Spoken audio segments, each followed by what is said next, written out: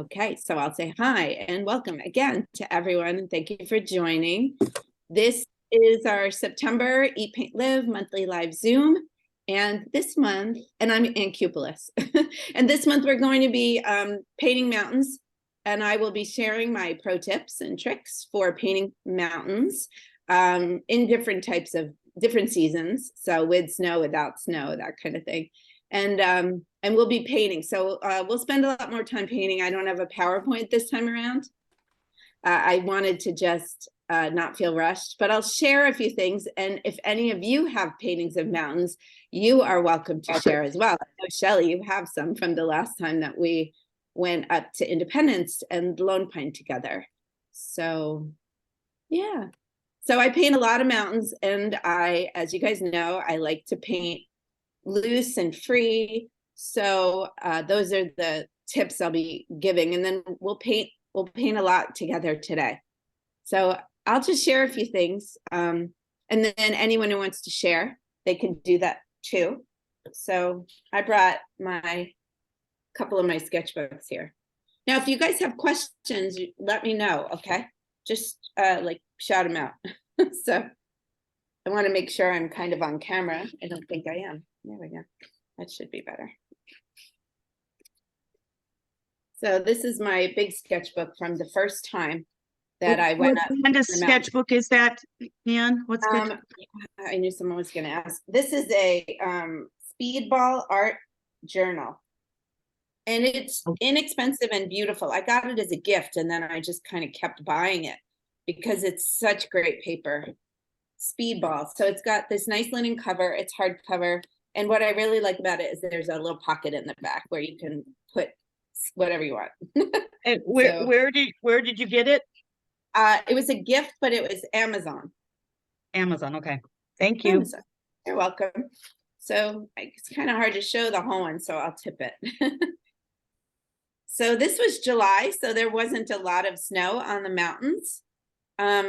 But here I've got a mountain view where I also captured a lot of the tumbleweeds and rabbit brush and such. But for me, this was a sky painting also, lots of clouds. But you can kind of see one of my tips is that I layer transparencies. So I start quite often with a tea-like consistency of one color, and then I add detail or mass, I would say, larger shapes, but blocking in a thicker consistency like a milk. And then I use a creamy consistency, or sometimes even as thick as honey, I add for these final details. And basically just layering them so that the other layers, the previous layers, show through. So that is one of my tips for painting mountains, is to layer so that you get some of the peaks and the crags and even the vegetation you can layer in, which I'll show you in like a different picture. Another tip is spatter. So you can use spatter or a toothbrush to create texture in rocks and in mountains. It's very free form, obviously, but you can get some of that texture. This mountain wasn't that far away, so I could see a lot of detail. The further the mountains are away from you, the less detail you probably want to include. It's just atmospheric perspective is that you can't see as many details far away as you can see up close. And you can see here's another tip, is that this is a mountain range or a mountain peak that's behind. This is Mount Williamson, and this one is behind it. And so you can see that I muted it out and didn't include hardly any detail back there. So the more detail you put in the foreground, the less detail you put as the mountains are further away. That also helps you tell your story. So the story isn't about necessarily the whole mountain range, it's about this one. And so this one has less detail. I think it might have even been more effective if over here I did something similar and I had less detail here too. We're all learning, including me.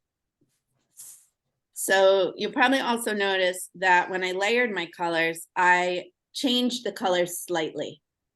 So when I used tea, I probably used 1 fairly uniform wash of this light brown or beige. But then as I added in the milk and the cream, I varied very slightly the warmth and the coolness of the colors. I mean, it's not major, it's all still kind of a browny gray, but it's not flat one note.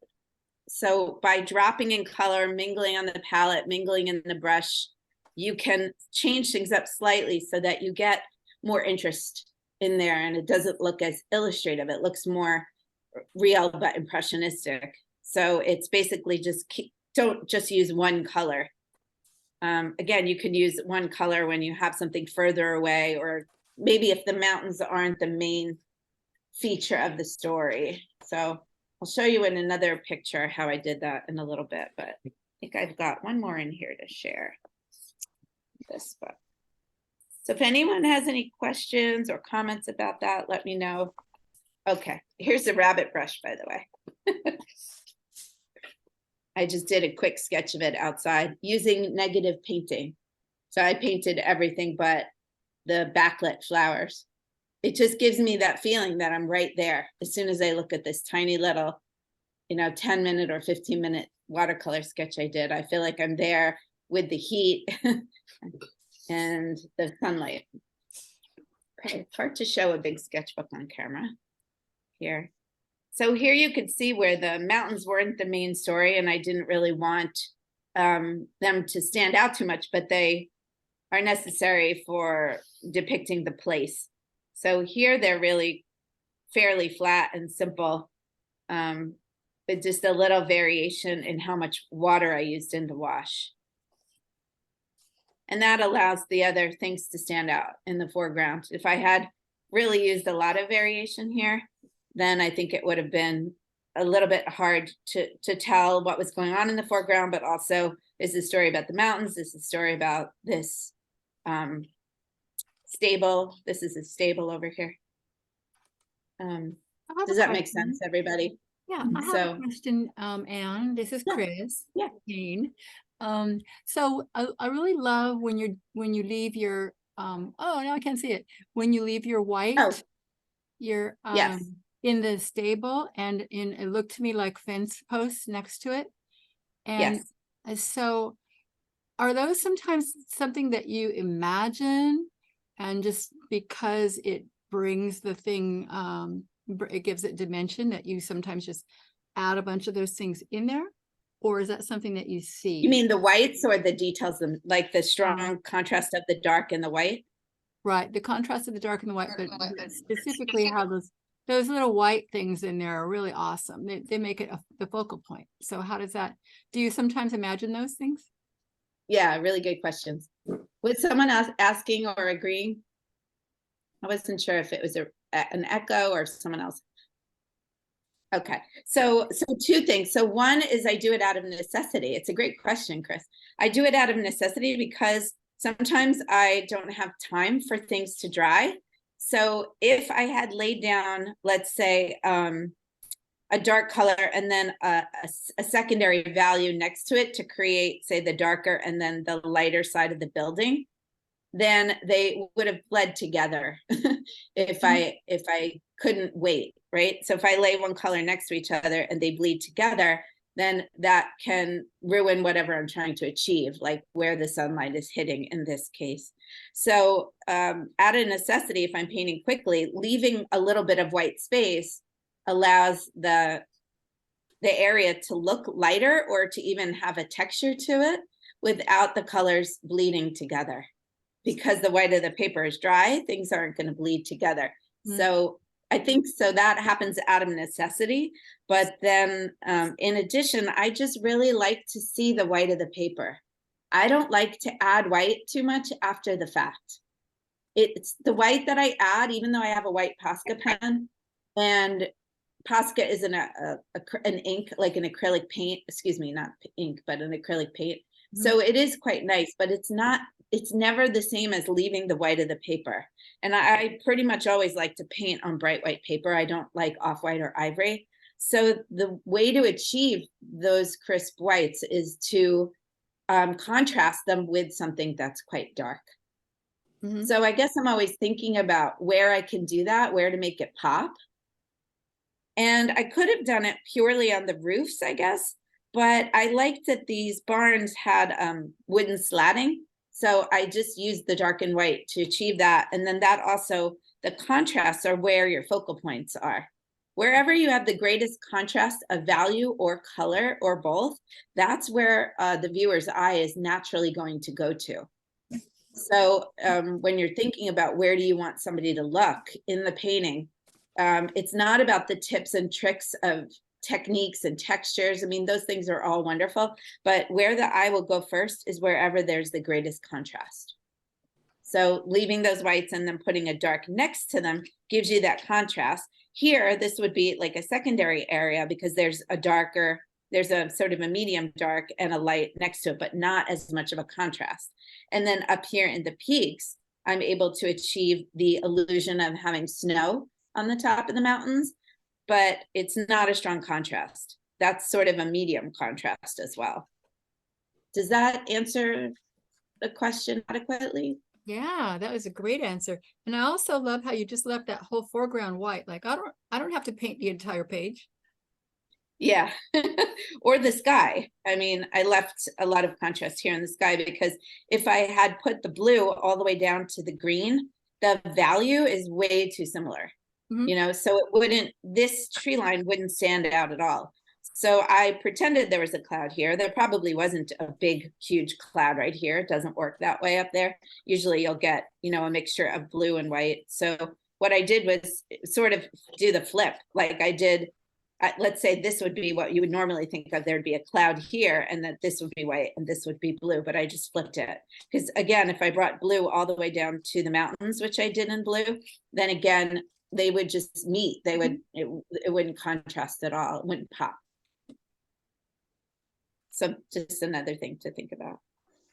Yeah, good question. I think I do a lot where I just leave the foreground white. I have another one in this book that is, I think, falling apart, but I want to show you. And I have to flip the book over because I painted this upside down.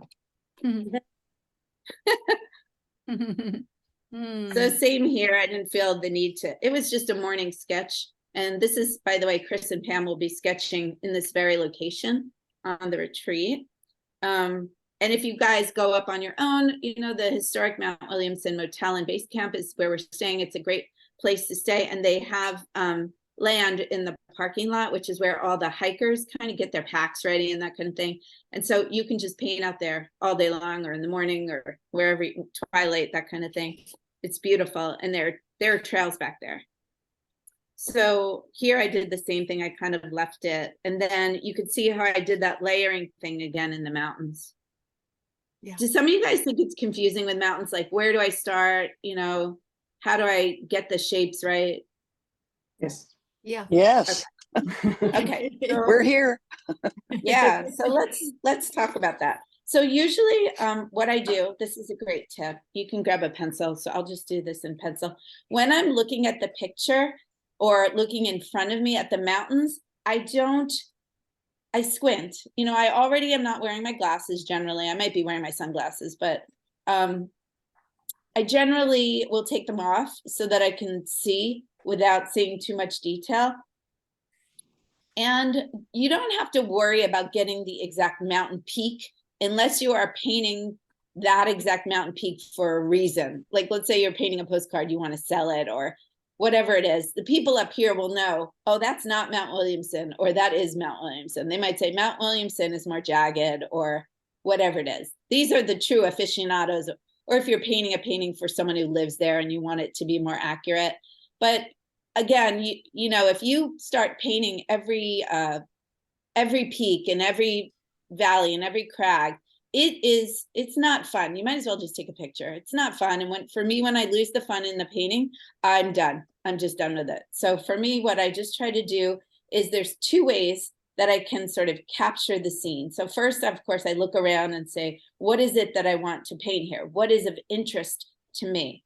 So again, it's that finding your story. And then quite often what I'll do is I will decide, is this a sky painting or a land painting? Or maybe it's all about the mountains, in which case I just try to find a horizon line and I will draw that horizon line. So let me move this up a little. And then I find a peak. And I say to myself, okay, what is the scale I want to paint at? So I want, maybe if I start that one peak, if I start it right there, I know I'll still have quite a bit of sky, but I'll have enough play here in the mountain area to have some fun, right? So if I find that one peak, all I have to do is follow the contour down. So you're basically just doing a contour drawing. And I'm really just, then I might find this other range that's behind it. So I'm basically just doing a contour drawing. And you could follow the top only if you like, or you can follow some of those peaks down. Voila. It's done. I mean, if there's some real cragginess in here, you can find some of those crags, but you don't have to, because you can do those with your paintbrush and then your pencil won't get in the way and you'll have a little more fun with it, you know. But some people really like their pencil to show through. Everyone is, watercolorists are all sort of different sketchers, right? So if you want more pencil, if you want more drawing in your painting, you could even put some of the trees in here. Notice I'm not drawing trees, I'm just drawing little shapes that represent the trees that you're seeing. The other thing too is that the further you go up the mountain, the fewer trees there are, because they don't grow up that high. So remember to sparse them out and make most of them near the bottom, and then as you get up to the top, you have fewer. These are on high mountains. If you have lower mountains, they may be covered with trees, okay? But just something to note, when you're looking, all those little dots that you're looking at, those are trees, okay? So that's, you know, the basis for a very intricate drawing. I would have stopped before I added the trees and these, and I wouldn't have drawn them at all. But this is what gives me the basis for my drawing. And then if I want to indicate anything in the foreground, maybe there's a trail here, and you know, I might, or even if there's not, maybe I'll put one. And then if I like to put in any of the vegetation, or a lot of the time maybe there's trees growing along a creek or something like that, you can sort of just indicate those so that you don't forget about them later. And when I say indicate them, especially if they're lighter, that's where you would leave that white space, Christine. So sometimes it's good to just have those little shapes drawn in there so that you remember to paint around them. Because I generally don't use masking fluid when I'm out. I don't have the patience to wait for it to dry. And also sometimes it's really hard to see it when you're doing it. So I may just, you know, layer in some rocks or some bushes or something, and that would be about it. I generally don't draw the cloud because then it's hard to erase the pencil. But again, you could draw your clouds, especially if you like your pencil to show through. So mountains are generally pretty easy shapes to get down. So just not being intimidated by all the detail. It's just thinking about, you know, where can I start, finding a starting point, and then just sort of following it as much as you can, and fudging it when you can't. So you can kind of see how that came into play here, because you can see my pencil line here, here, and in my bushes. Is that helpful? Yes. Oh, great. Anybody do it a different way? No, that's No, I'm good. still learning. Okay, Me too. cool. Well, I'll just share a couple more and then we can get painting. So, and we'll paint something like this ourselves. We'll do that together. So not all mountains have peaks. Some of them are lower. So here's another one. Sorry, I forgot. I'm upside down. These aren't very peaky. These are lower mountains. This is in Ojai. Mm-hmm. Very, very loose and free. I think I might have been drinking wine this day, but I know I wasn't there. You were there, but it's very loosey-goosey and wet, and it was a lot of fun. I feel like I'm there when I look at it, even if it maybe isn't the best composition.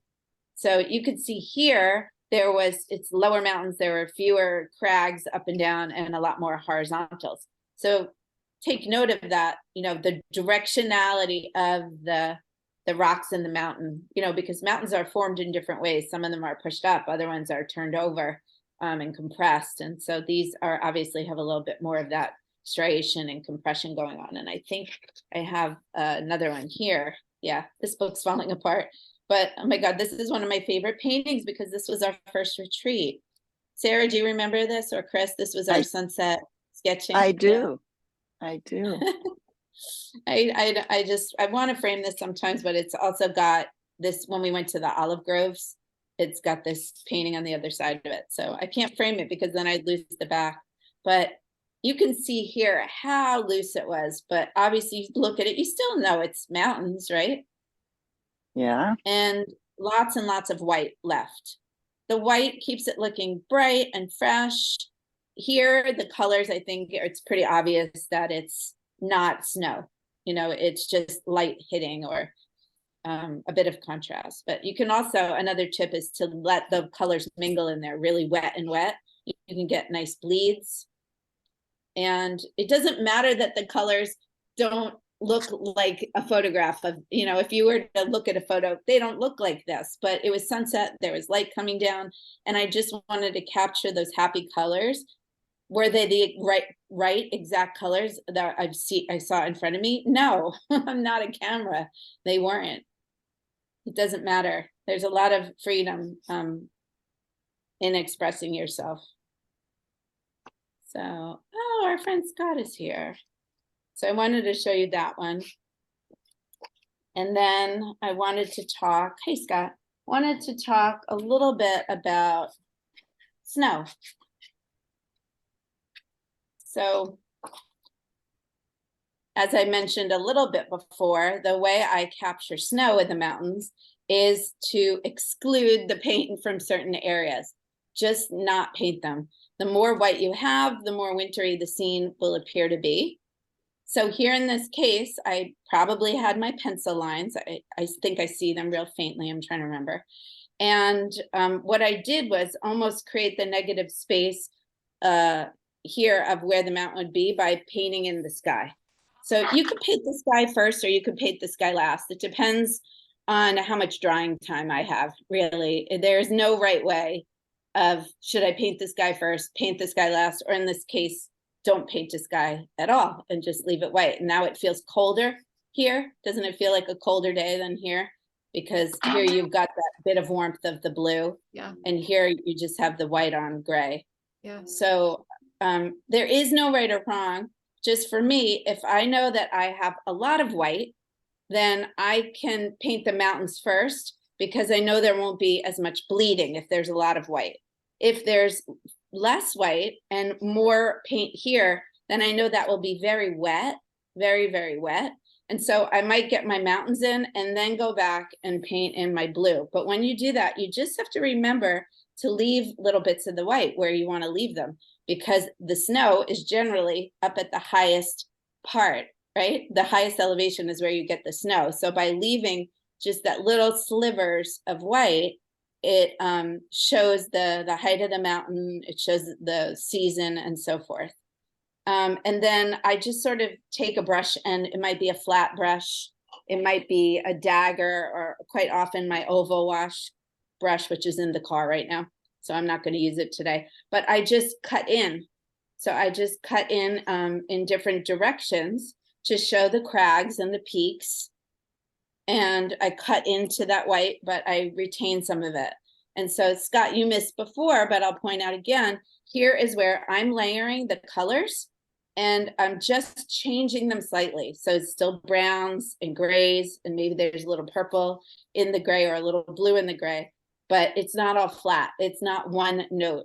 It's still, you've got some tea, milk, and cream. There's no honey here, but the layering is what gives it the visual interest, letting the other layers show through and just changing the colors slightly. So usually when I do this, I have 3 colors on my palette, maybe 4, and I just use those 4 in different combinations to create the variation in the mountains, because it's that balance of sort of more of a warm brown versus a cooler grayish brown that give you the feeling that that there's dimensionality, right? It feels like even though they're just marks and shapes, you feel like, okay, that is deeper or further away because it's cooler, and the warmer stuff comes forward a little bit more. And then of course, the foreground is mostly warm and coming forward, other than this cool reflection right here.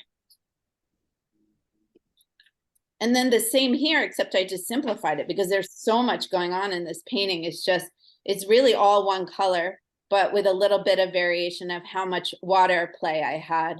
But it's really just all this, probably indigo watered down, I don't recall. And then I mirrored that down here in the rocks.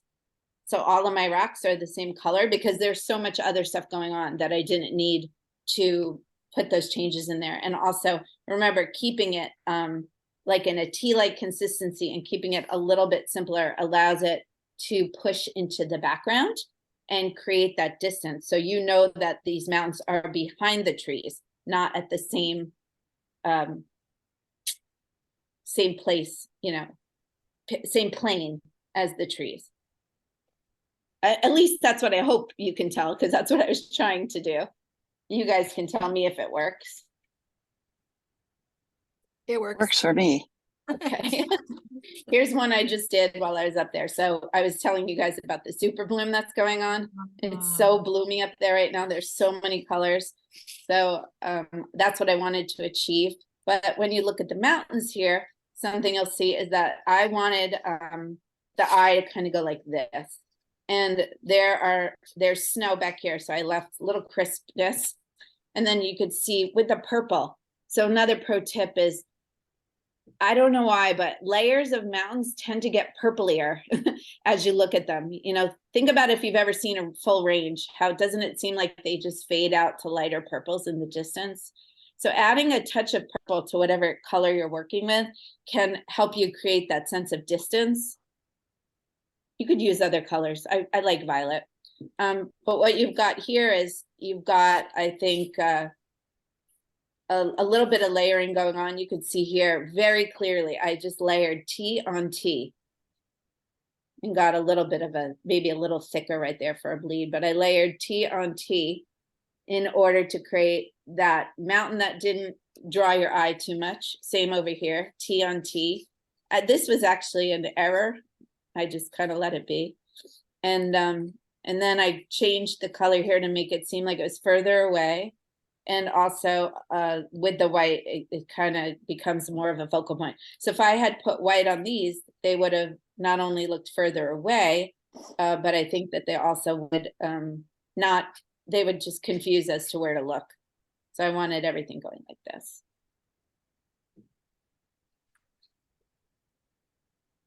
Yes.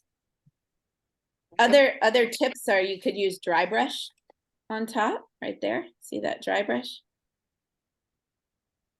So it doesn't always have to be tea, milk, and honey or wet and wet. We often forget to paint dry on dry or dry on wet, which can be really fun. This being dry on wet here, and this is dry on dry. So those were kind of the pictures I think I had to show you, maybe like 2 more. And, oh yeah.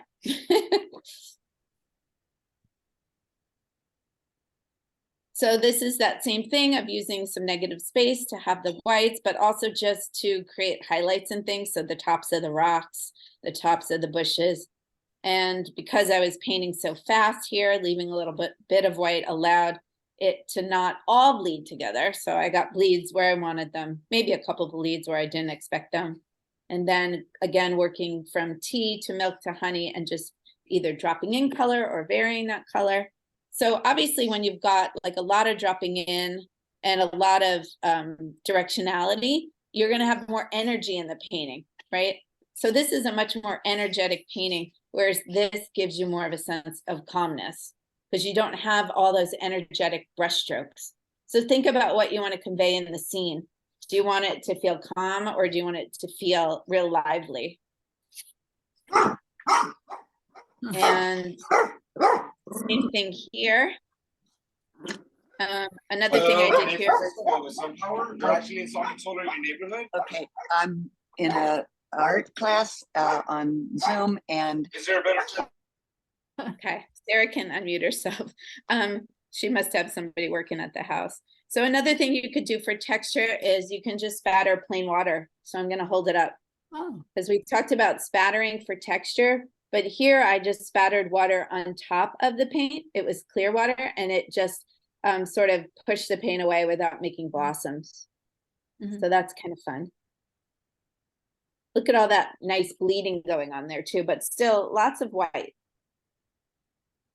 yeah. And here I did the sky wet and wet to make it a little softer. So you've got softer, softer, and then a lot of energy here. And then see how these are softer and have less crisp details. So again, you could sort of see that these are behind or further away this main mountain here. So I think that was the last one I had to show you. Yeah. So questions? Hi, Bonnie. Hey, Nice good to see morning, you. everyone. Hi, Bonnie. Good morning. Morning. You guys So we were just, go ahead. have you just gotten started on painting yet? We're just about to, yeah. Great. We were just sharing some tips and tricks and then I'm taking questions if anybody has them or comments, or maybe Shelley, did you want to share some of your artwork from No. the last time? You don't want to? Okay. No worries. Would anyone like to share some mountain artwork? Going once? Okay. Well, I've got a few photos, so let's take a look. Oh, here's Sandy. Great. Hey, Sandy. Welcome. I'm glad you could join us, Sandy and Bonnie, even though you're a little bit late. A little late, That's sorry. okay. We're just gonna start to, no worries. We're gonna start to paint now. So I'll show you guys. I've got a couple of painting photos, I mean, that we can choose. So here's one. These are all photos I've taken. Oh, beautiful. So yeah, it's so pretty. You've got a lot of nice soft colors, a bit of a tree line, which we didn't talk about, but we can. And I feel like there's some elements here that we didn't talk about, like showing signs of life. If you want to show signs of life in your painting, adding in the fences, the electrical, what do you call them? Telephone wires, you know, and a signpost or a little person, or even the cows, because generally cattle are not free roaming creatures, wild animals, they are domesticated. So it shows that there is civilization rather than the middle of nowhere. Also a path and that kind of thing can help. So this picture has a lot going on, even though it doesn't have any high peaks in it, but the next one I have is some high peaks. So would you guys like to take a little shot at this one? Okay. Great. So what you'll want to do is take your camera, because this way I can show what I'm doing as well. So if you take your camera and you take a picture of it, or whatever device you're not using, you could take a picture or screenshot, and then you'll have that as a reference. And I'm seeing a lot of sky and very little foreground. Is that what you have? Yeah. Okay. That doesn't mean that's what you have to paint, though. That is pure, that's really up to you. So there's different ways. If you don't like all that sky, you can eliminate the sky, for example, by just cropping it differently. So for example, you can crop the painting here. And this could be your painting frame, right? You guys see my annotations? I do. Okay, so that's one way you could do it. You could also just extend the lower part right here. You can make it come down more if you want to. Or you could change this guy up so it's more interesting. So the cloud display that probably was there 5 minutes before I took the picture, you could put that back in. You could see the clouds, they're here, and you could see the clouds shadows here, which I love about mountains is the cloud shadows. So you could do a lot of different things to eliminate that feeling of like too big a plain sky, you know? Good question, Sarah. Okay. Okay. So everybody got that picture down? Yep. Okay. So let's share the other screen now. There we go. So I'm just going to do little studies on this big piece of sort of dirty paper that I have. We're not making masterpieces here. So what I'll do is I will just, let me see if I can straighten that out for you guys. There we go. I think I'll just create a picture frame right here. And again, remember the tip is to find your horizon. So if I want to cut that picture plane down, my horizon is just going to be slightly lower than halfway. Certainly it could be also be a third of the way down, or if you want more sky, you can make it higher. That's up to you. And then if you want a piece of the road in there, maybe you want to sketch that in roughly that, you know, that you want that there. You could also sketch in some of these signs of life with these poles here. And then I'm going to look, remember, I'm going to find a point as a starting point. So this will be my starting point here. And just try to get the contour of that mountain. Again, I don't think this is like any famous peak or something like that. So for me, getting it exactly right is not as important as making it a little bit interesting. And I think what the most interesting thing about this is the white over here in these more snowy mountains.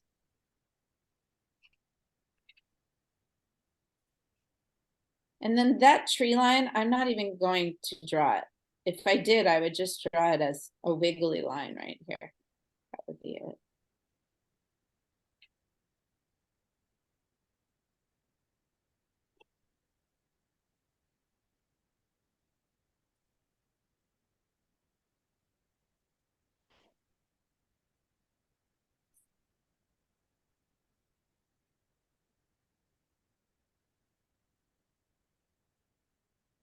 So in this painting, there is a lot of snow on the top of the mountains.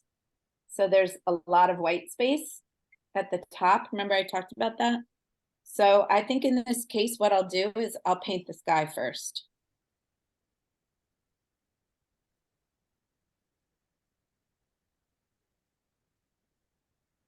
And again, it doesn't matter which you do first. It's just whatever is easiest for you.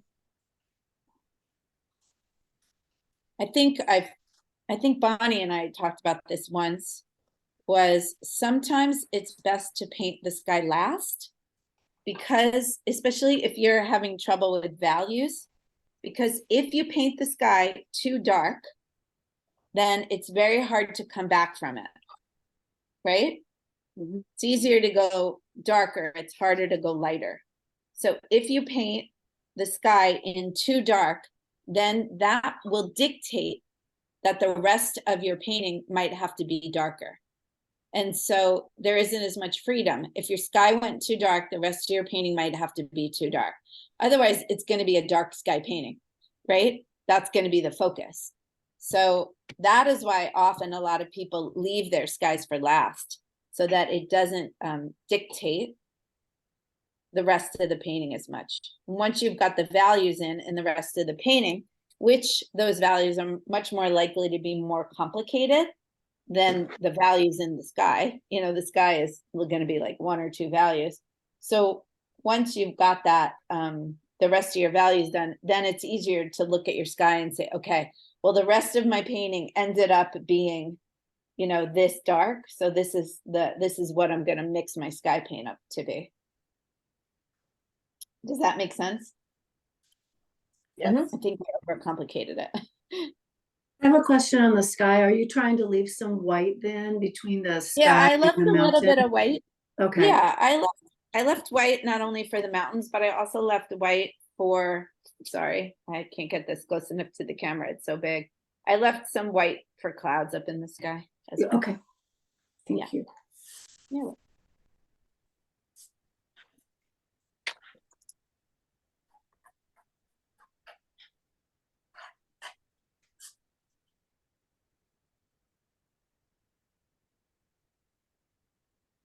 And just while that's drying now, I can grab some color and put in some color in the everything but the mountains, basically, right?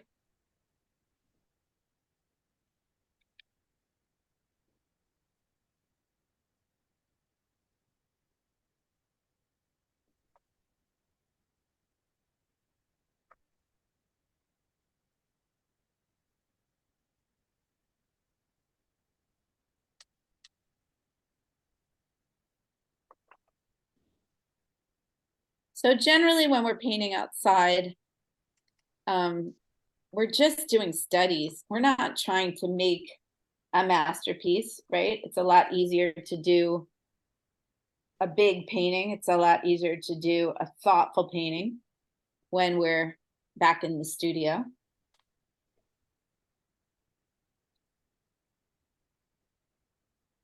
So that's something I think we forget, especially because there's such a tradition of plein air painting here in Southern California, and there's all these competitions and things like that. But when I first started plein air painting, it definitely wasn't like, oh, I've got to create a masterpiece in 20 minutes or an hour. I never thought that way. Feel like that came out a little too dark. I'm just lightening it up.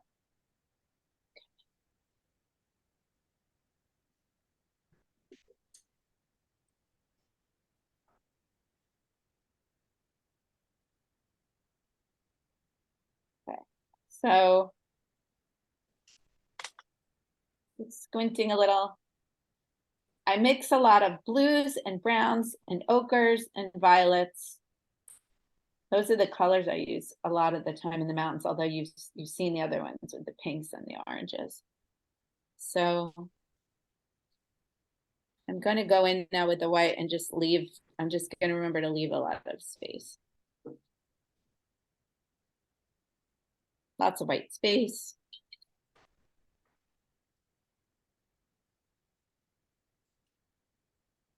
Turns into a beautiful blue down lower.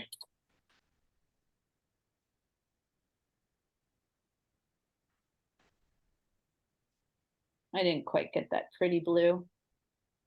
That's okay.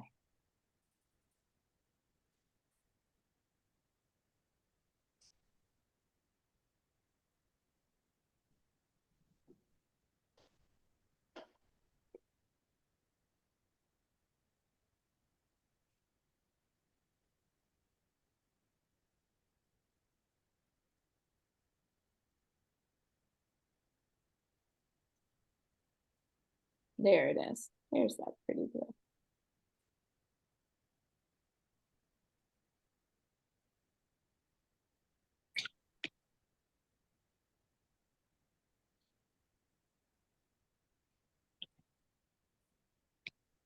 So I'm just starting with my tea.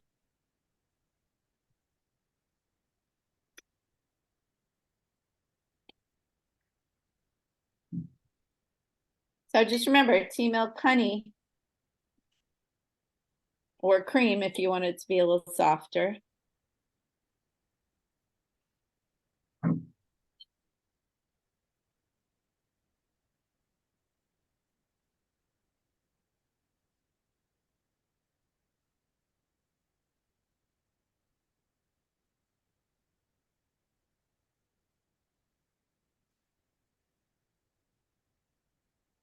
And then I'm going to just fade this color into the tree line.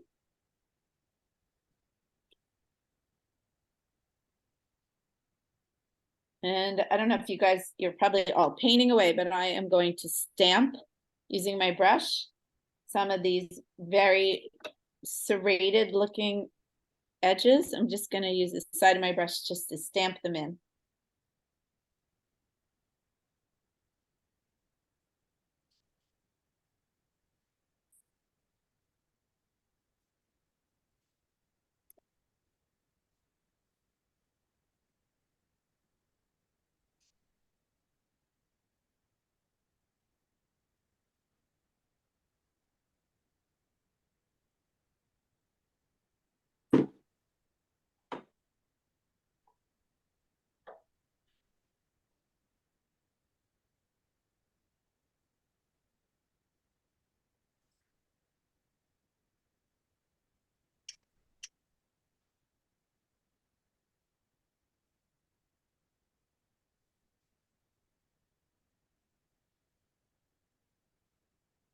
And then as that's drying, it's just kind of going back in and adding a little bit more detail. And remember, there should be more contrasts in the ones that are closer to us.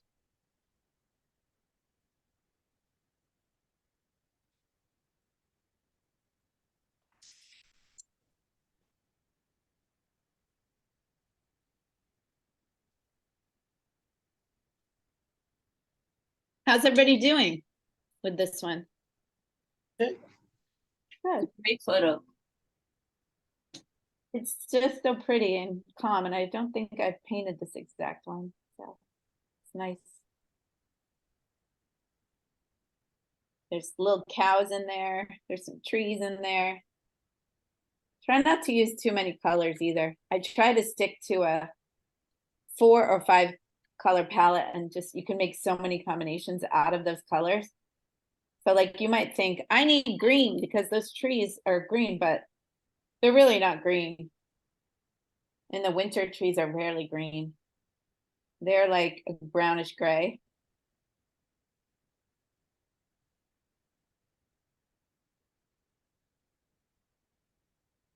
If you want them, your tree line to be crisper, you can wait a little longer. I'm doing it while it's wet.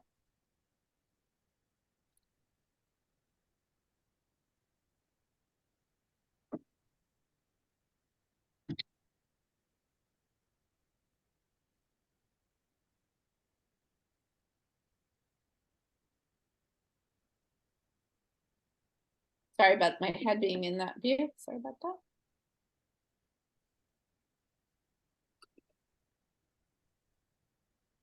I also use a flat brush to stamp in any like architectural, we'll call them, details. It's a lot easier for me to stamp than to try to draw a straight line.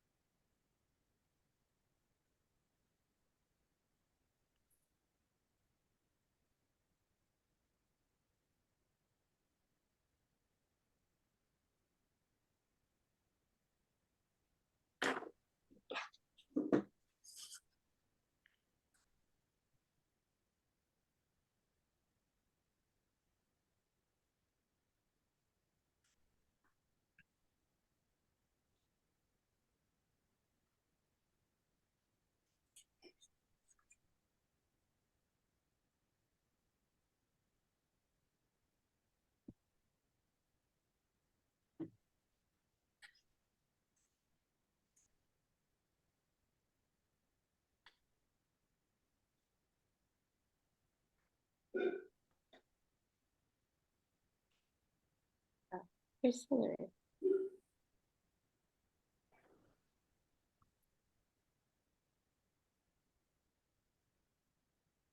If you have a white pen here, like a Posca pen or a gel pen, and you wanted to pick up like some highlights, the top of this fence post is actually white, which is very common. That you have a little bit of white right there. You can use that. Likewise, if you maybe lost some white in the mountains, you could use it. It's not the same, I'll tell you. It's not the same as the bright white of the paper, but it can work. And with the Posca pen, you can actually blend it, which is really nice. So now I'm going in with a creamy consistency, and I'm just going to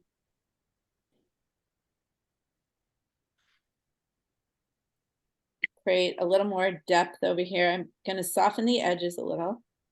Clean water.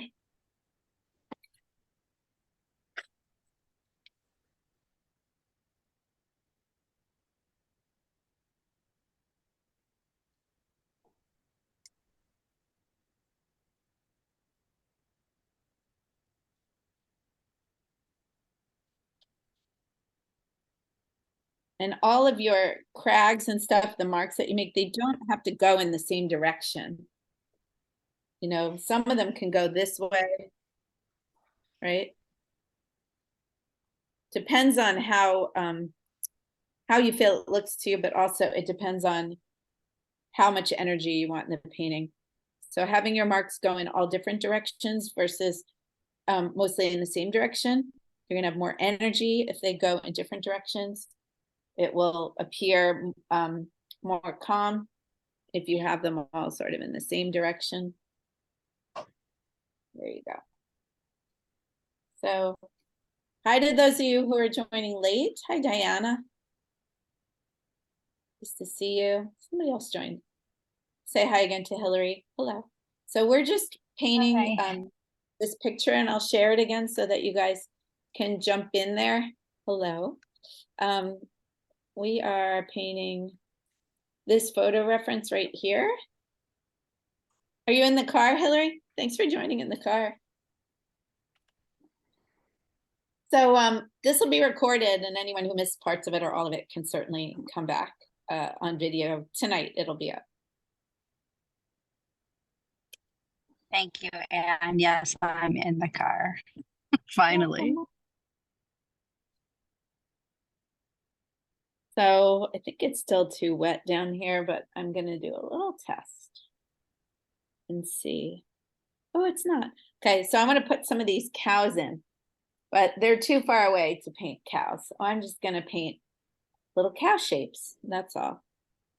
And I don't really care if people know if they're cows or not, because I know what they're supposed to be. And I also like when things are a little abstracted, you guys know, because it engages the viewer. What is that? And there are houses back here. If you wanted to leave more white for the houses, you can. There's a row of some sort of white bushes. If you zoom in on that picture, you'll see there's actually quite a lot back there.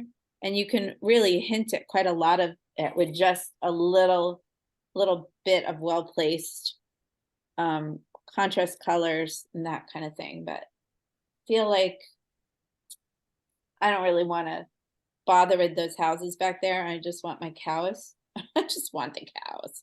So I'm going to put a cow in here. We can't see your picture, Anne. Oh, you're right. I'm so sorry. Let me get off of that. Thank you for telling me. There we go. So I just put a bunch of those guys in there. And that's really about as much detail as I want in there. Starting to come together. Maybe a little bit of a little something in here. Darken these up a little bit more.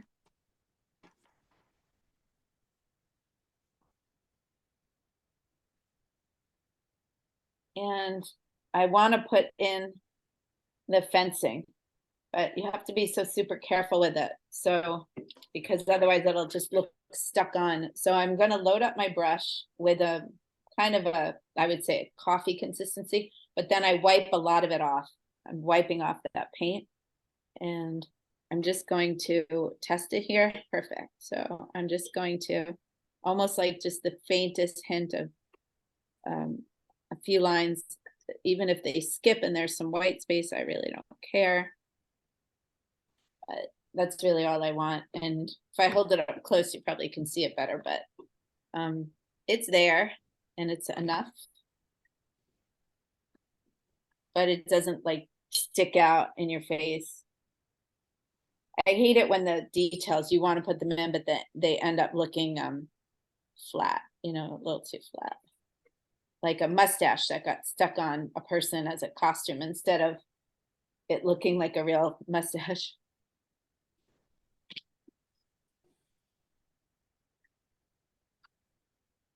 So there is a lot of beautiful trees in here, like little dots. So if you're inclined, you could put a couple of those little details in there. Again, keeping it really a thin consistency. And don't do it everywhere, because if you do it everywhere, you guys know I say if you put detail everywhere, then you have detail nowhere. So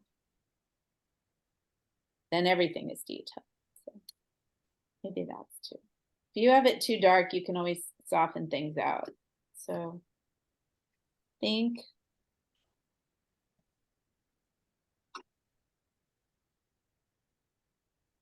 put some of my signature. There's not really a lot of verticals in this picture. It's almost all horizontals and diagonals. So you can always add some verticals for foliage or something like that. That will kind of add a little bit more energy. That was too dark. So okay. A few more verticals will help with the composition a bit.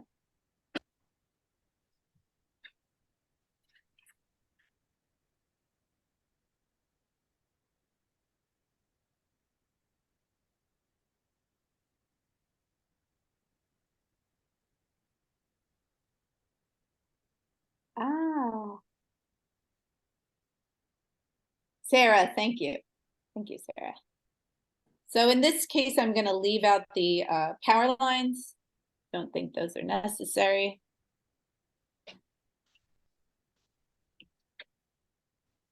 I'm going to keep mine light. Some of you guys might want to go higher contrast, especially on those cloud shadows on the mountains. You may want to, you know, add more darks like this. And actually, even it's more of a purpley blue. But so if you guys want to do that, that would be more like this, right?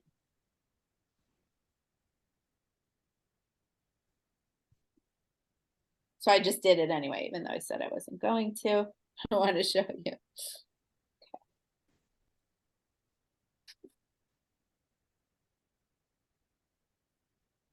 I don't think I quite caught how ribbony they look, those cloud shadows, but maybe one of you guys did, but there we go. And now I just want to use my eraser from my pencil to get rid of some of the pencil line that I used to draw the top. Now, if it's not dry, don't do it because you'll just end up smudging things. But when you erase some of the pencil, what happens is the brightness of the white of the paper where you avoided painting, it just becomes even brighter. It's just crisper. I don't erase all of the pencil. I don't really care about removing all of it. And it's nice to see some pencil sometimes, but it does brighten up the white of the paper when you get rid of the pencil in key areas. So maybe like right here, not there, I'll leave that alone. But right where the sky is, I want that to be really a brighter white. So it's funny though, just that little bit of pencil can interfere sometimes with how white everything looks. Let's get rid of that. And let's see. Nice little study. Yeah, I think I will go back in and put white right at the top of these fence posts. That's it. I can't hold it any closer. I'm going to hold it right up close. What do you guys think? Does it feel like the picture enough? Oh, yeah. Excellent. Yeah? Okay.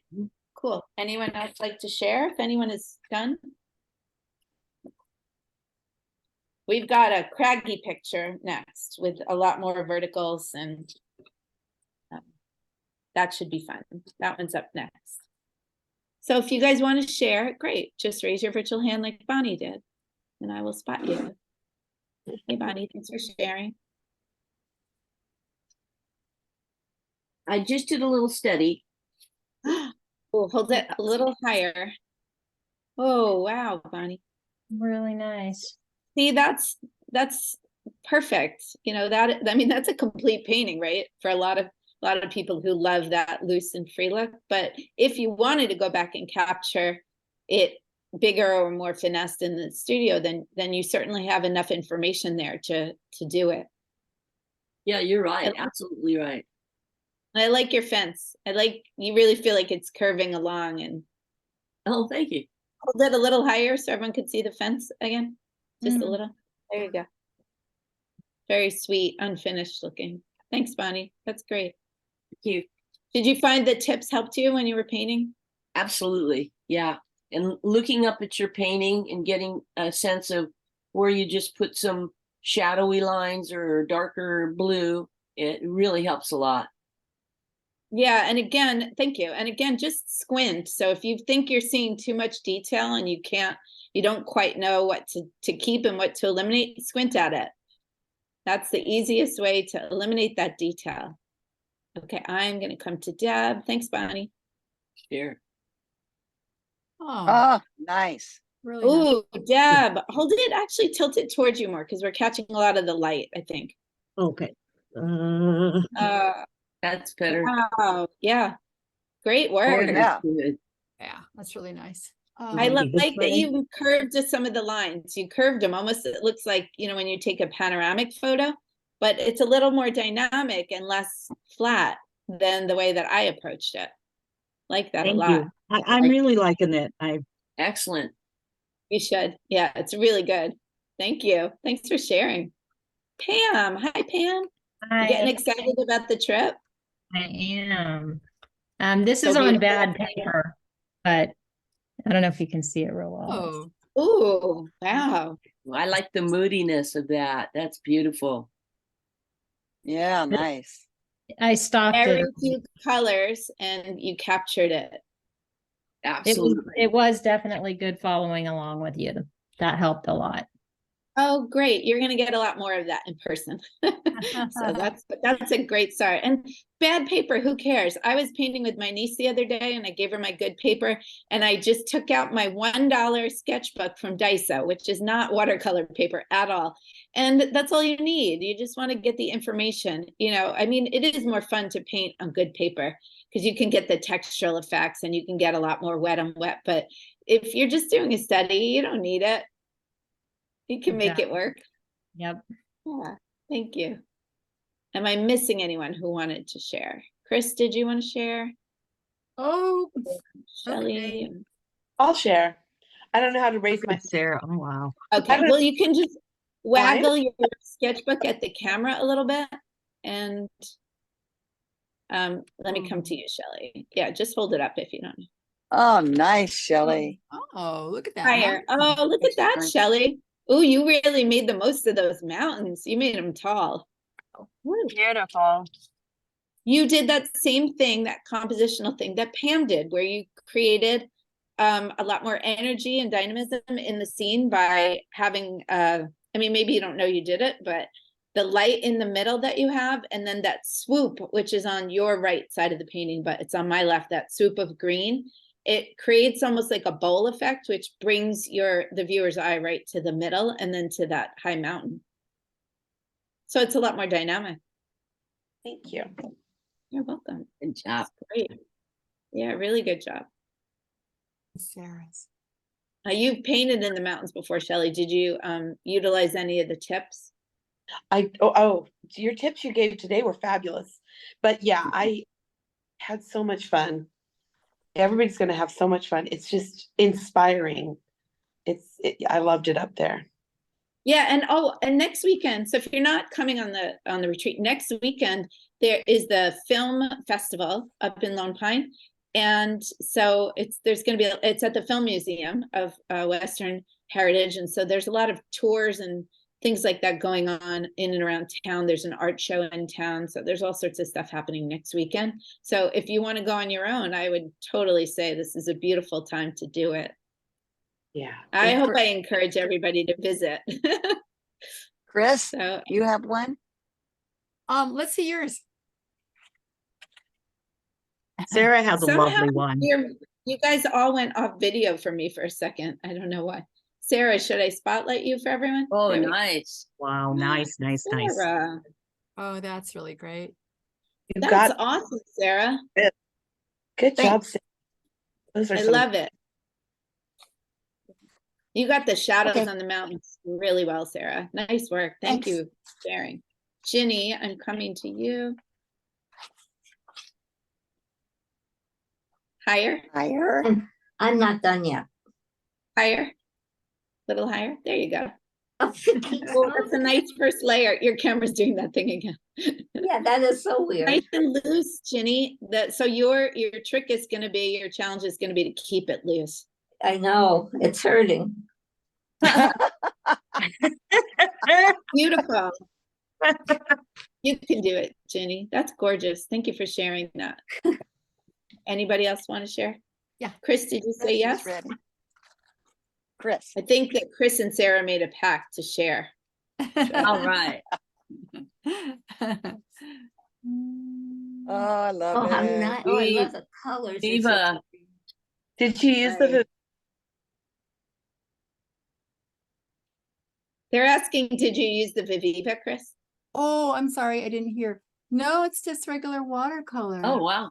It's so pretty. Not really. You I are. can't really see what I'm showing you, but okay, there it is. It looks great, Chris. Yeah, Good, Chris. lots of contrast with that white space. So you're a quick learner. Love the use a of quick white study. space. Sandy says thank you. You're welcome. Oh, she had to get going. Aw. Okay. All right. Is there anyone I'm missing that wants to share? Because I have a delay in the picture screens where I can see all of you. Like right now, you all look just dark. So shout it out if you want me to come to you. And if not, we'll paint another picture. So we'll do a more dynamic one. Okay, going once, twice. All right. So Now, let's To ask you, I didn't use this Yeah. yet, but you get the big sketchbook from Daiso. I was using the one you gave me. Yeah. There, it's actually pretty good, I think, for $1.50. Yeah. I love it. And it has our sketches in it from when we went to the park and sketched. Nice. I know. I love my sketchbook memories. Okay. So we've got minarets as a choice. Oh, beautiful. So Oh, good luck. is that one too hard, do you think? No. But leave it there for just. Yeah. I can't. It's probably good to learn how to do that. I'm doing a quick. Yeah. sketch. I mean, it's not that hard. You don't have to paint. We're not going to paint every crag, right? So, by the way, so minarets is a rock formation that you can see. It's in Mammoth, and you can see it when you're driving on 395 up to Mammoth. It is unavoidably easy to see it. It is just right there, unmistakable. It looks like a crown. And you drive up and you see it from real far away, but it's you still know that that's it, and it's kind of nestled in between these other mountains. But so this is a close-up view of it, right? So while I have it up there for you guys to take a nice big picture, I'm going to I have such a messy piece of paper here. I'm just going to draw myself another picture frame here.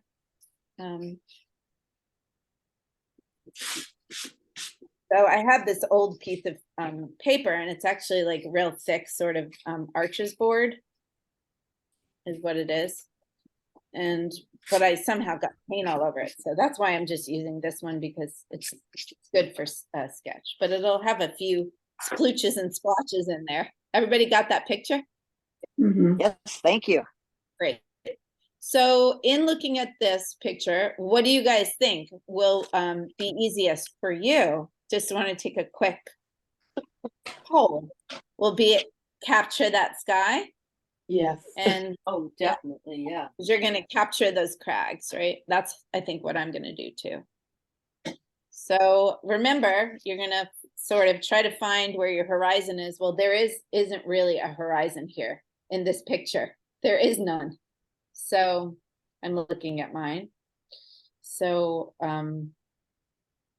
instead of trying to fake a horizon, which is just silly, there's no horizon. What I'm gonna do is I have to manipulate my photo. There we go. Okay. So what I'm going to do instead, I'll show you, is I'm going to just create the base. So if I want this high peak of the minaret to be, say, here, then I'm going to just create this little swoop up here. That's probably not correct, but it'll be a good start. So I don't really have a horizon, but if there were one, it would maybe be right about here. But this will help me with my start. And now I look at it and I can see that's not quite high enough. Not quite. So needs to be a little higher. And then remember, just do a contour drawing find if it's easier for you to do, rather than a contour, to follow some of those lines down, then by all means follow them down. But if you want to just do a pure contour, that means you're not doing any of those sort of inner lines. You're just doing the top. And so I've got to go up a little higher here. And it pays to get the drawing right.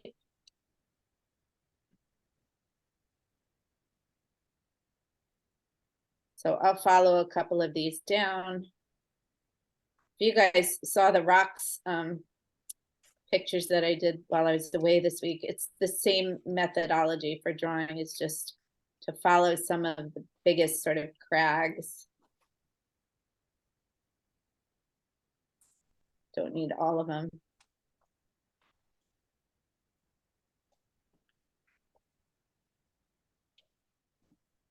And I'm literally, I'm just like looking at the angles while I do this.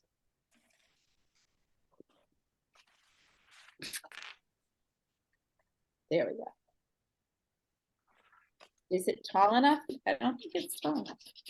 I think I'm losing some of the majesty, so I'm going to make it just a little bit taller. There we go. Don't be afraid to erase and redo. Makes a difference there.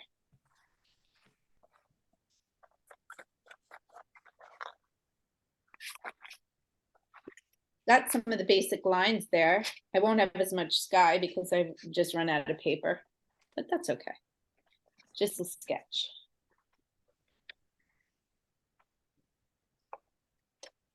So to get this mountain sky, this phthalo blue is a great color, but then you have to add a little bit of ultramarine or something, a cobalt, maybe even at the top, because you could see there's a gradation in color, but to get that bright blue, like clear and cold sort of looking sky, the phthalo blue is a great color for it.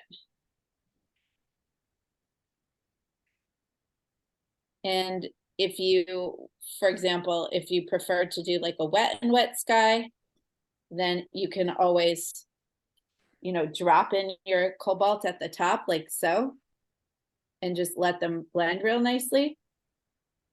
It works better when you've got a wet piece of paper, because otherwise doing all these little crags is very hard to do, and it takes a little time. So you know it's going to dry over here by the time I get all that in, so it's a lot easier to do it wet and wet. But if you want to do it dry, then what I would recommend is that you just wait till it dries fully and then add another layer at the top in the ultramarine or the cobalt. Just add that layer and just sort of soften it out using a softening technique. And that's how you will get a nice looking faded color, variegated color. So 2 different ways of going about it.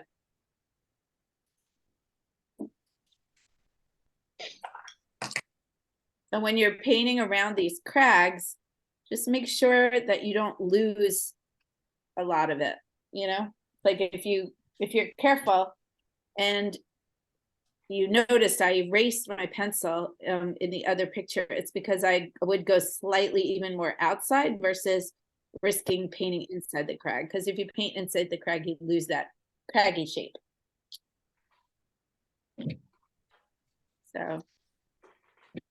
So that's not a perfect sky, but it's okay.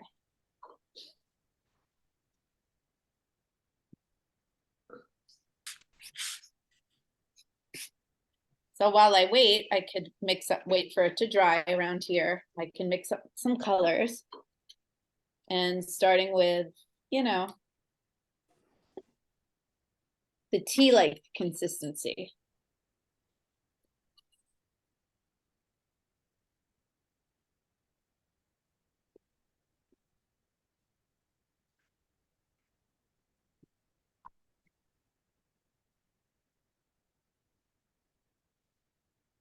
So there's a lot of white in this, which is great. It's going to all go really fast.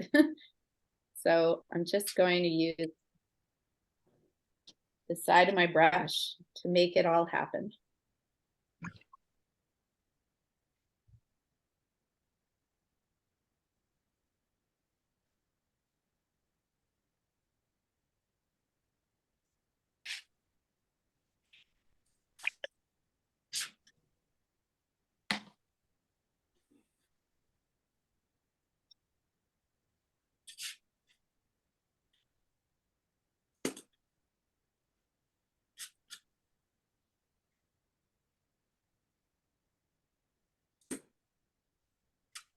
Dropping in a little color to keep it interesting.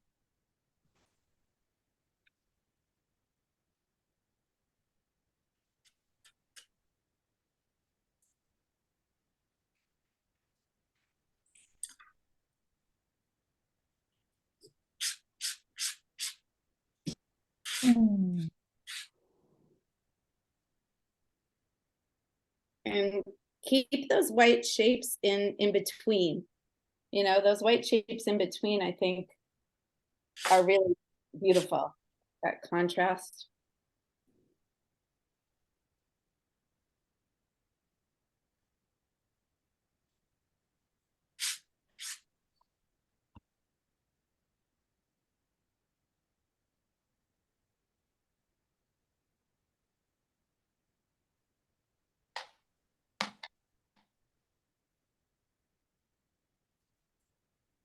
Really important to not try to copy the shapes, but vary the shapes.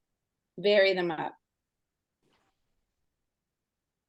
Because if they're all the same, it's gonna not be as interesting, and it also just won't look real in any way.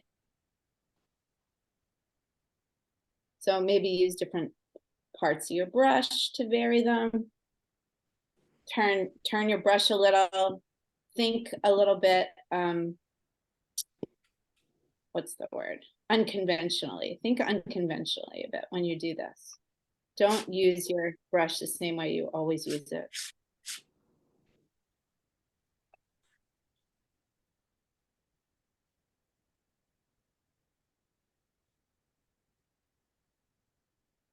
That's my challenge too.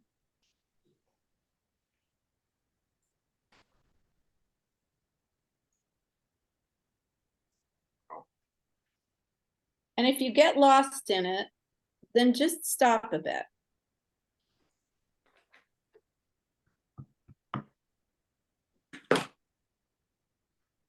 Just give yourself a minute, you know.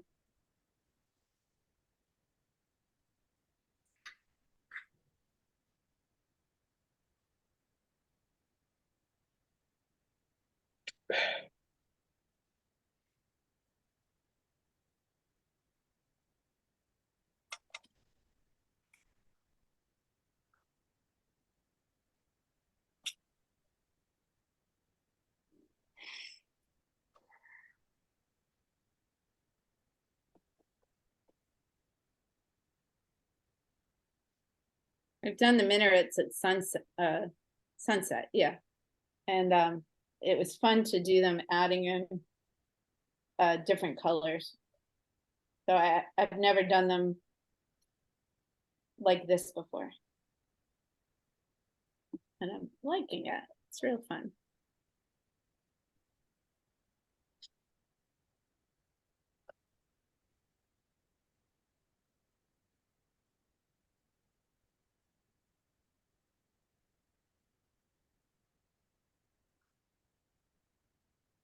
Somehow some yellow got in there.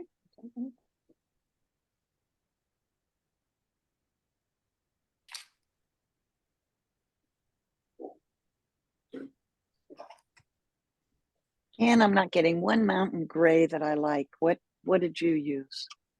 Blue and brown. Okay. Any blue, any brown, really. And then you'll adjust. So it's how you like her. I hope nobody comes and measures every little thing on us. Well, if they do, they're not the customer for you, that's for sure. I mean, That to me is just silly. Like, Yeah. if anyone did that, I mean, you want the outline. You want the top of the minarets to look like the crown and be recognizable, right? I mean, you might not want that, but that's all you really need. So now while things are wet, I'm gonna kind of come in here, and as you get lower, you can have more tree line.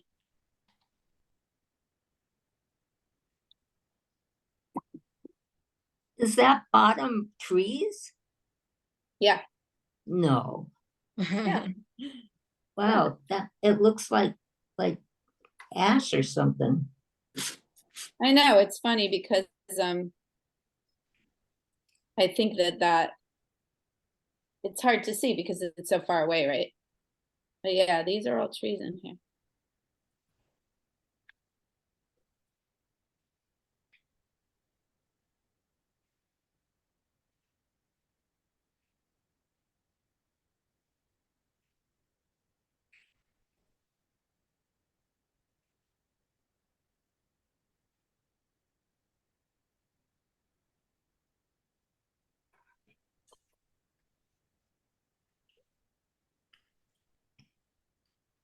And now I'm missing right here. Coming back. Oh, I wanted more blue in there. I'll drop it in. Can't lose that blue.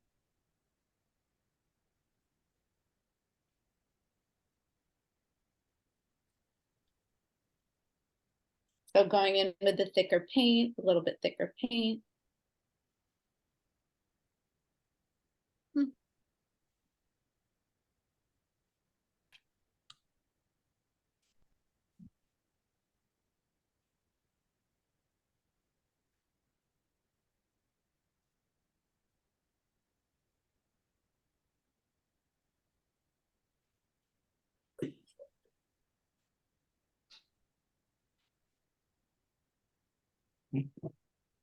So be a little bit of that now.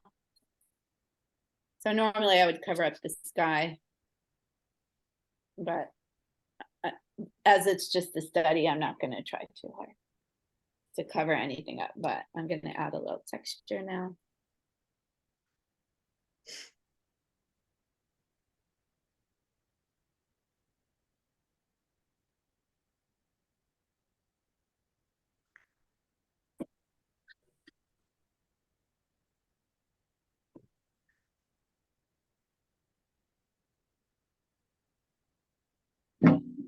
A little dry brush is nice too. Just get some of those trees in dry brush. Even the dry into damp can be quite nice. I'm gonna stop. I'm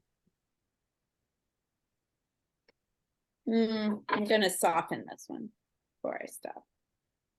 So if it's a little too harsh and I feel like my eye is maybe going to too many places, then the first thing I think of is, can I add more detail to the places I want my eye to go, or should I add less detail? Should I soften up some of the details somewhere else?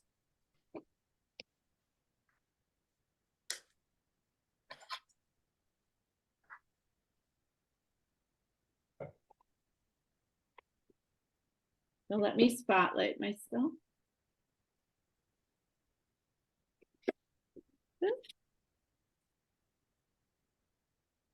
It's dripping. I gotta catch that little drip there. And I'm gonna soften that drip because it was, this is when you look at it a little more critically, and then you're like, oh, there maybe my eye's going to too many places, but I like it. It looks fresh. I don't want to fiddle with it too much. So I'll put it up there. When it's dry, I think I might add a little more spatter to it strategically, but overall, pretty happy with it. And it was fun to paint, which is the most important thing, right? Yes. Yeah. So two very different mountain paintings, right? One is the mountain, the other is a mountain landscape. yeah. The most important two things for me are the crispness here, even though I got some bleeds from working too fast. But again, that's okay. And the feeling that it feels like it's going down into that bowl. And I feel like I got that without doing too much to it. I'll take another look at it later. So anyone else want to share? Let's see. Super fun. I'll I'm share. glad. Who's Chris? Yeah. I got Okay. I got And I see way Bonnie too, too. I got way too carried away with way too much detail. But It's not Wow. spotting you. It's I think beautiful. it's I love the beautiful. colors. I'm doing Beautiful. Your colors are amazing. Yeah, They're those are really beautiful. nice. I don't know. But Really anyway, I had fun doing it. So there. I can't see it. Oh, there we go. That's funny. Oh, that's gorgeous, Chris. It's That's beautiful. definitely the minarets. Yeah, beautiful. I love the colors. Anyone can take a photo these days. Bonnie, thank you for sharing, Chris. You're welcome. We're going to see two very different interpretations. Yeah. Oh, Oh, God. nice, Bonnie, too. Nice, yeah. Wow. Wowie. I love it. Thank you. That's great, Bonnie. Thank So you. it's such Beautiful. little detail, and yet it says so much. Yeah, I love Very nice. I love the quickness of this exercise too. It makes you Oh, good. makes you loosen up. Yes, for sure. And using your bigger brushes helps too, Yeah, that's what I'm going for. Yeah, that's really nice, Bonnie. Your work is always so distinctive. And I mean, I'm getting to know all of you guys, and I just see your handprints in all of the work. So thank you for that. You're welcome. See, There. we've got a couple more minutes. So if anyone wants to share, let me know. I'm going to put my Venmo into the chat. And if I can get it, everything is slow right now on my computer. There we go. So if you had fun today, you want to tip me, I appreciate it so much. Also, and Deb, I'll come to you in just a second. No Thank you. worries. No worries. Also, no, it's just, I'm a little slow here today. Yeah, also I'll send out my Venmo link in the follow-up email, my thank you email that has the link to the recording as well. Okay, so Deb, I'm coming to you. Okay, thank you. Okay, this one. That's beautiful, too. Ooh. Yeah. Oh my God, Deb. And I can't wait till you take the tape off because I feel like it's gonna pop Wow, even thank more. you. Yeah. That's great. Lovely brush strokes, lovely wet and wet in the bottom right. Beautiful. Thank you. Thank you for sharing. Anyone else? Jenny. Oh, this is really hurting. Everyone It's very painful. Jenny. Oh Oh, no. no, it's Oh, beautiful, God. Jenny. Great. Good. It's Jenny, that's wow, it's gorgeous. really, Jenny, that is great. it's, Really nice. yeah. You got a great mountain line. Well, I It's sure would like to. craggy. Nice. I'm really fighting not putting more paint on here. Yeah, I know what you mean. It's a little Just more take- abstract than you usually do. Maybe Well, I that's like why. it better. It's just hard for Yeah, me it's to do it. nice. Mhm. Yeah, I think if anything, I maybe know. you could drop in a third color into your trees and like just because it's a little, to me, all your brush strokes are so good and you're able to really feel the form of the mountain, but I want to pop a color somewhere. So Yeah, I'm just adding some more right now. I can't there you stand it. go. Jenny and I think alike. So, what do I want to say before I go? I got to go to work. You know how it goes. I Oh, really wow. had fun with you guys. I hope you enjoyed this. That's so fast. Thank you It so was much. Always fun. enjoy Yeah, it it. was really fun. It was And I think great. Steve probably always. wants to thank you that you kept me busy for almost the last 45 minutes, so I don't comment on his driving. I said you're welcome, and it was me. It was really fun. I'm glad. Well, I'll see you guys. Some of you guys, I'll see you this week. Thank you for the tips, Yes. by the way. Some of you guys, I'll see you this week. Tuesday is when our Ollie class starts. For other guys, I'll see you Friday happy hour. And in 2 weeks, the Friday happy hour, I'm trying to find a guest host. I've asked Hema if she'll guest host it while I'm up in the mountains with some of you guys for the happy hour. Because I can't host a happy hour. That'll be on Friday the 13th. Yes. Maybe she'll do it and she'll pick something spooky. But if I can't find her, I might ask one of you guys to host it if you don't mind. I hate canceling it.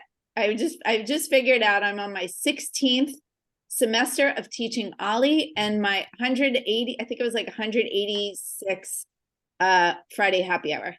Wow. Thank you. Well, it's amazing, all of it. And And- all of you. Thank you. And yes, all of you guys make it amazing. So thank you. Thank you, Anne. Thank You're you. welcome. Thank you everybody. so Have a much. great much, weekend. Have Be a great safe. day.